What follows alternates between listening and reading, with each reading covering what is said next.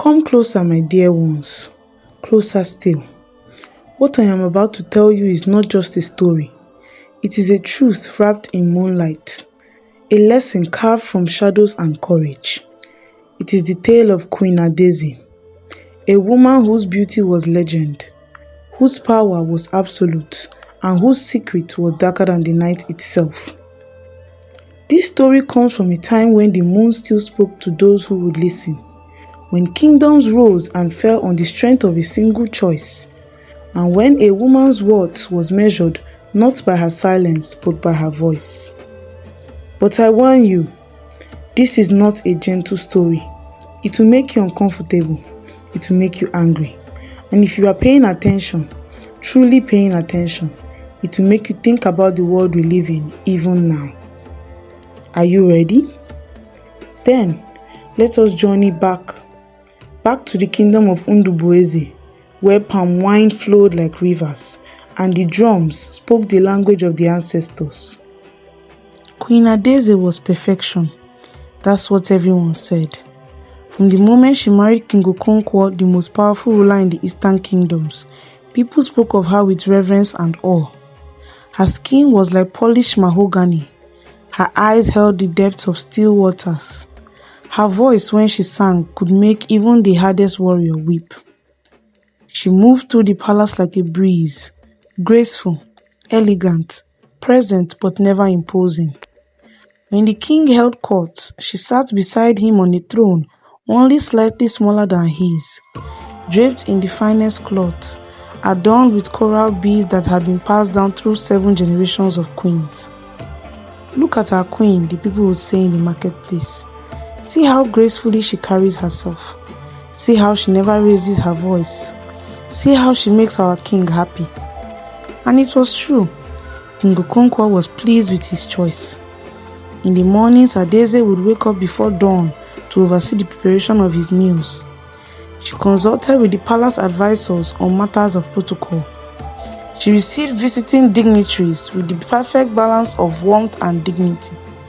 She smiled at the right moments.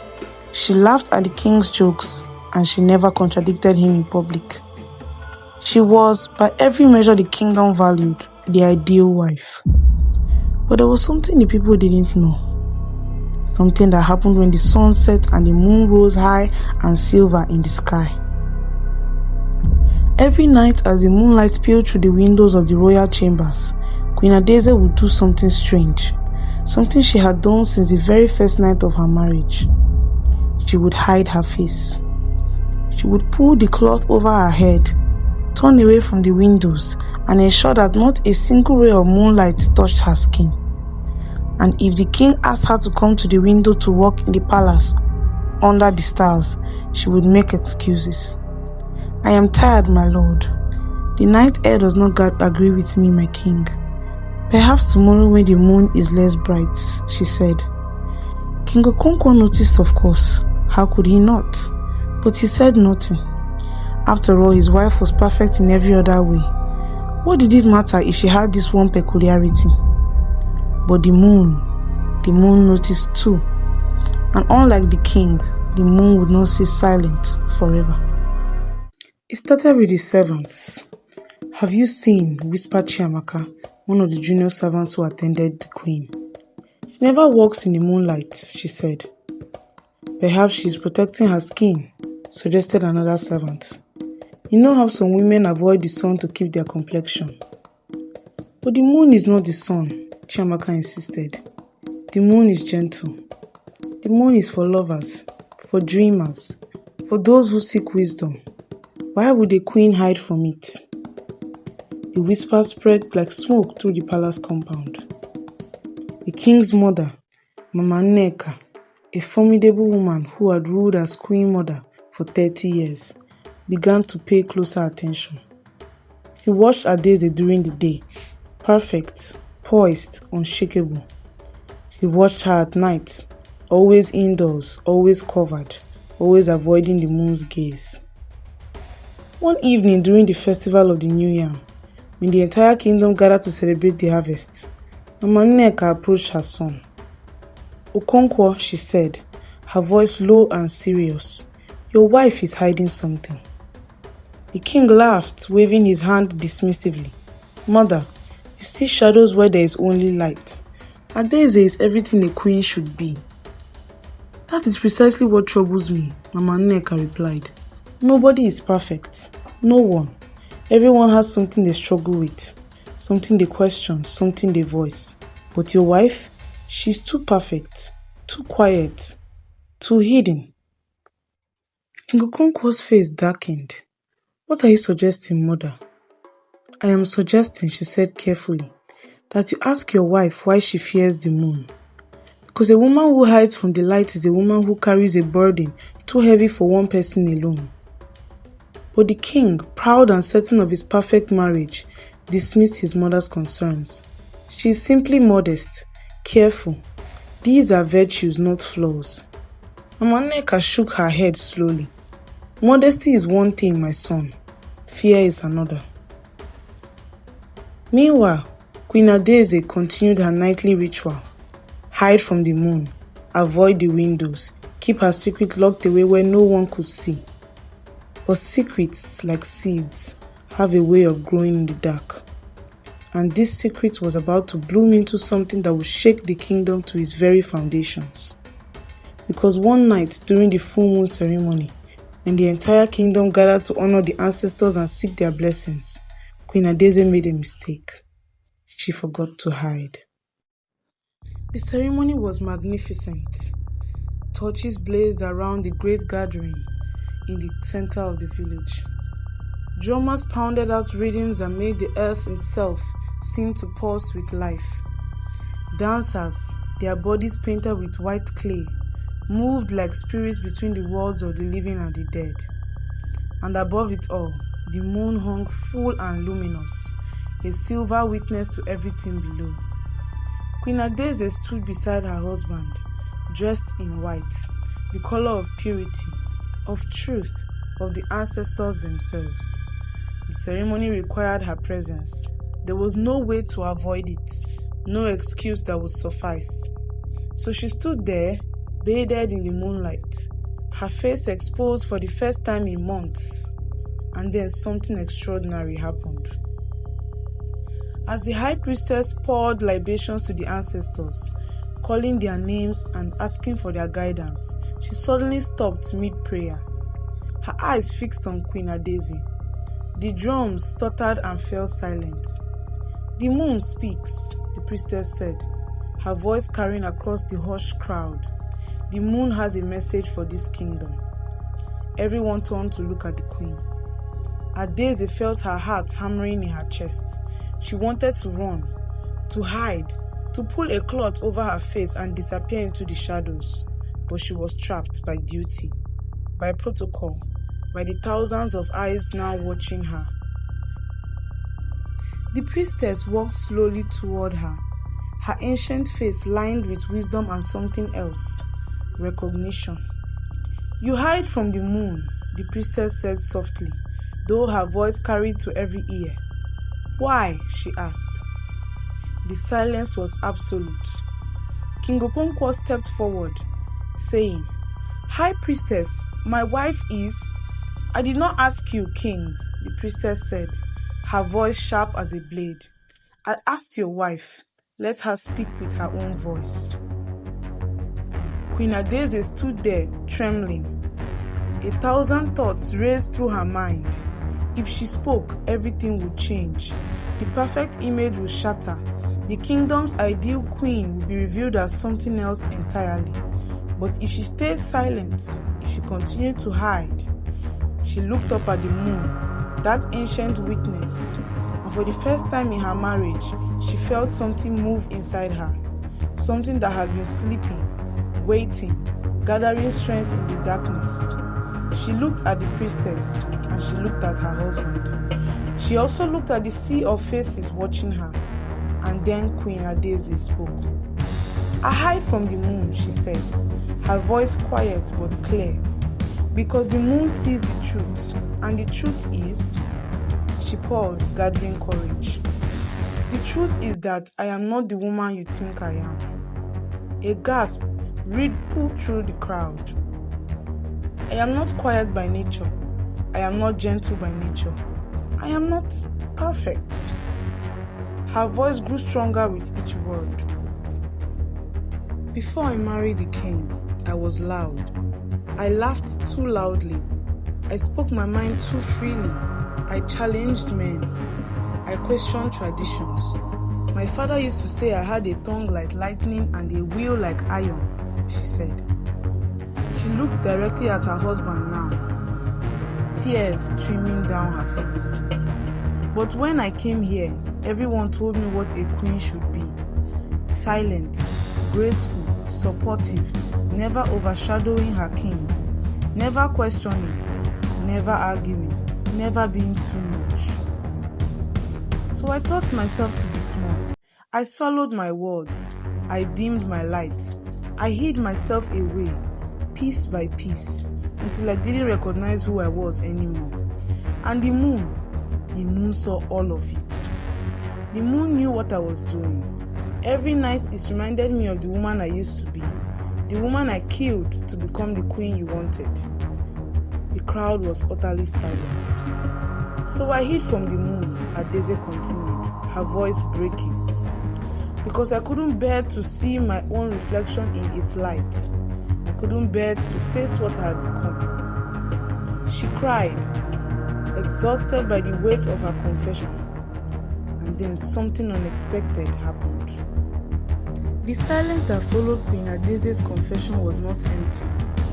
It was full of recognition, of understanding, of painful truths settling into hearts that had never questioned their assumptions before. And then, from the back of the crowd, a voice spoke up. It was Ifeoma, a young woman who sold vegetables in the market. Her voice was shaking but determined. I hide too, she said. Everyone turned to look at her. I pretend to be less intelligent than I am, Ifeoma said, stepping forward. Because men don't like women who know too much. I act like I don't understand numbers, even though I could calculate prices faster than any merchant in this market. I hide because it's easier than being rejected, she said. Another voice joined hers, Chiamaka, the servant from the palace. I laugh at jokes that are not funny. I agree with opinions I don't hold. I make myself smaller so that others can feel bigger. And then another voice, and another voice, and another voice. Women throughout the crowd began to speak, each one confessing the ways they had learned to hide, to shrink, to become less than they were in order to fit into the shape the world demanded of them.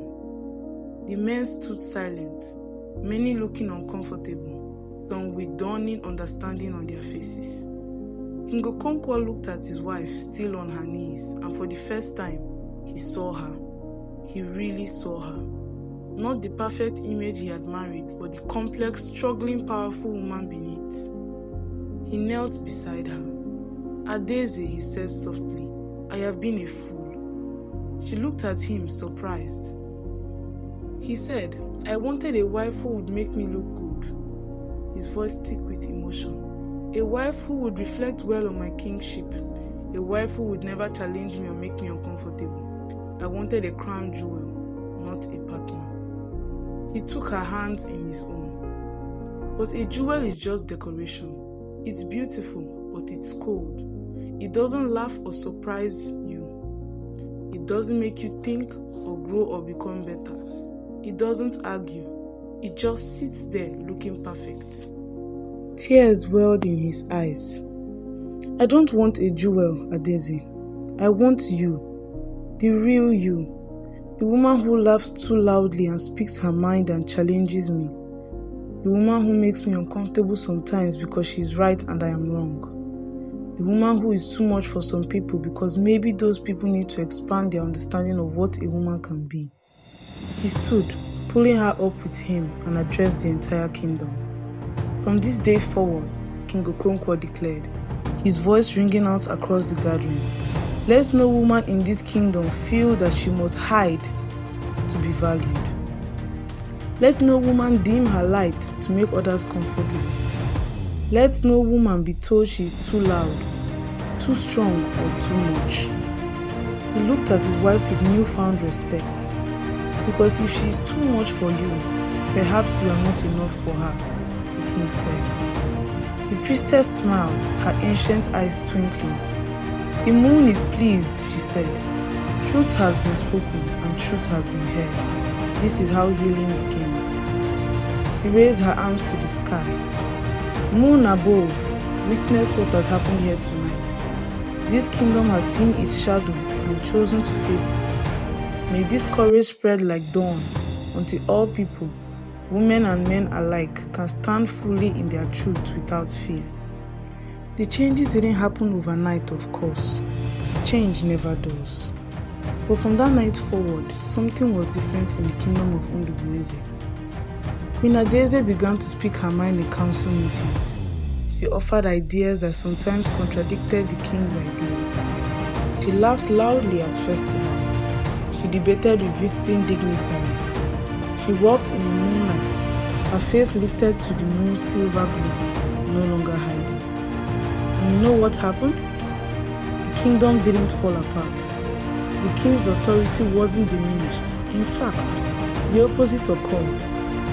With Adaeze as a true partner rather than the decoration, King Okonkwo made better decisions. He caught mistakes he would have missed. She offered perspectives he never would have considered. She challenged him to be more just, more thoughtful, more worthy of his position. The women of the kingdom began to find their voices as well, slowly, carefully, but with growing confidence. The marketplace became louder, more vibrant, full of debate and laughter, and the sound of women speaking their truths. Some men resisted, of course. Change is always uncomfortable for those who benefit from the old ways. But others, many others, discovered that the partner who speaks her mind is far more interesting than the decoration who simply agrees. Mama Nneka, the queen mother, told her friends, "I have lived many years and I have learned this truth. A woman's silence is not peace, it is pressure building. And when it finally breaks, it will either destroy everything or transform it." My son and his wife chose transformation. May we all be so wise. As for Queen Adaeze, she became known not for her perfection, but for her courage. Not for her silence, but for her voice. Not for hiding from the moon, but for dancing in its light. Years later, when young girls were brought to the palace for training as attendants, Queen Adaeze would tell them her story. She would show them the window where she used to hide and say, "Never hide your face from the moon. Never hide who you are from the world. Because the moon sees truth, and the truth is the only foundation strong enough to build a real life upon." And so, my dear ones, we have come to the end of our story. But before you go, before you return to your own lives, let me ask you this. What are you hiding from the moon? What part of yourself have you learned to silence, to shrink, to hide away because someone told you it was too much? What truth are you avoiding because facing it will require change, and change is uncomfortable? This story is not just about Queen Adaeze. It's not even just about women. Though women will recognize themselves in it immediately, the story is about all of us. Every person who has ever felt they needed to be less than they are to be loved, to be accepted, to be safe. But here is the wisdom our ancestors knew. A life spent hiding is not really a life at all. It's a performance. And performances, no matter how perfect, eventually exhaust the performer. The moon reminds us that there is light even in darkness. That truth, though sometimes painful, is ultimately freeing. That we are seen, truly seen, whether we hide or not. So we might as well stand in our full truth and see what happens. Sometimes what happens is hard. Sometimes people walk away. Sometimes systems push us back. Sometimes the world says you're too much. But sometimes, often, what happens is beautiful. Relationships deepen. Connections become real. Communities transform. And you discover that the people who truly love you don't want your performance. They just want you. So tonight, when the moon rises, don't hide your face. Stand in its light. Let it see you, all of you. And if you are brave enough, let yourself see you too. Because you, in your full truth, are not too much. You are exactly enough. And perhaps, just perhaps, you are exactly what this world needs. This is the story of the queen who hid her face from the moon. May we all learn to dance in the light. He said, Amen. So may it be. Subscribe to my channel for more African folk tales and click on the notification bell.